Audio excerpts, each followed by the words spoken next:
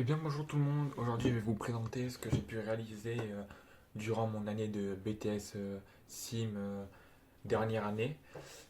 Donc SIM c'est conception industrialisation en microtechnique et aujourd'hui je vais vous présenter mon remonteur de montre. Donc ce remonteur de montre il a deux systèmes, donc il fait à la fois une rotation et à la fois une translation que je vais vous montrer juste après. Pour la présentation, il va remonter 7 montres mécaniques ici présents. Donc la montre mécanique à l'intérieur, elle a un ressort en fait qui va se réenrouler lorsque le mouvement du poignet est réalisé. Et ça va permettre de stocker l'énergie pour pouvoir faire tourner les aiguilles. Donc ce remontoir là qu'on a fait du coup en impression 3D et avec toutes les parties intérieures d'électronique, donc tout a été fait par nous, même la carte à l'intérieur. Le programme a été fait par nous et tout ça, ça a été fait en 3D et réalisé en impression 3D. Et aujourd'hui, je vais vous montrer du coup notre projet fonctionnel, bon, avec quelques défauts malheureusement. Donc, premier temps, voici le tambour ici présent, donc qui va permettre de réaliser la rotation. Donc, la montre elle sera placée à l'intérieur. Donc, comme ceci, c'est un petit peu compliqué à mettre. Voilà, comme ceci. Donc là, la montre elle est placée. Voilà. Donc, ici même là, vous avez un système, donc, un petit capteur ici présent, qui va permettre de repérer si un objet est émis. Lorsque la montre est placée devant ce capteur, les systèmes, donc le bouton ici présents pourront faire fonctionner le moteur à l'intérieur. Le moteur, il y a une courroie ici présent qui va pouvoir réaliser du coup la rotation tout en réalisant la translation. Donc on n'a qu'un seul moteur. C'est tout le défi de notre travail. Donc bon, je peux tester évidemment si vous voulez.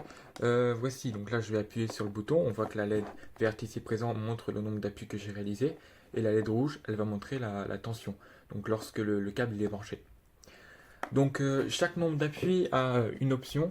Donc par exemple là on a le sens horaire, sens anti-horaire et sens horaire anti-horaire. Nombre d'appuis pour tous les boutons réunis. Par exemple on aura un appui c'est 600 tours par jour. Donc nous on a à peu près mis 10 minutes. Deuxième appui c'est 900 tours par jour. Donc on a 20 minutes à peu près.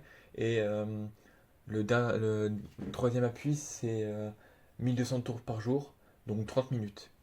Donc ça fait ça pour chaque bouton. Et j'ai rajouté une option supplémentaire aussi, l'arrêt d'urgence. Donc lorsque j'appuie 4 fois sur le bouton, ça va arrêter complètement le système. Même si, même si lorsque le système il sera en rotation et que j'enlève le tambour, ça va arrêter quand même le système. Mais j'ai préféré rajouter cette option en cas de besoin pour éviter d'à chaque fois enlever le tambour. Donc présentation du coup du donc présentation du démarrage du système. Donc je vais mettre le tambour dans, dans le boîtier comme ceci, bien placé au-dessus du capteur. Donc là on a une petite distance de peut-être 2 mm vu que le capteur il peut atteindre que 5 mm en distance. Donc là je vais appuyer sur mon premier bouton. Vous voyez là le système il s'est mis à démarrer. Voilà, donc je le mets droit. En fait, voilà, c'est comme ceci, juste pour qu'on voit les LED et camoufler les boutons qui rendent un peu plus beau. Malheureusement, après les fils ici présents, je peux pas encore les camoufler, j'ai pas amélioré le système, donc ça c'est un défaut évidemment. Et là, comme vous pouvez le voir, il y a aussi un petit défaut de conception ici. Donc malheureusement, je n'ai pas de temps de le changer. Mais au moins, c'est fonctionnel. Là, du coup, on est en sens de rotation horaire. Donc là, dès lors que je vais retirer mon tambour, le système va s'arrêter. Voilà. Le capteur a fait son travail en arrêtant le moteur. Donc là, je le replace. Voilà, comme ceci. Et je vais appuyer 2 fois sur le bouton, par exemple. Donc bon, 2 fois, c'est du coup un total de 20 minutes. Je vais pas laisser tourner pendant 20 minutes évidemment. Et là on est en sens anti-horaire. Comme vous pouvez le voir. Donc là je vais activer le bouton d'urgence. N'importe quel bouton j'appuie. Et voilà, ça s'est arrêté. Bon, malheureusement après pour le sens, donc le dernier bouton, le sens horaire, sens horaire, anti-horaire. Du coup le problème c'est que il faut que je laisse tourner pendant environ 1 minute pour que ça puisse changer le sens de rotation. Malheureusement bah, je vais éviter de faire ça pour que ça dure trop longtemps la vidéo.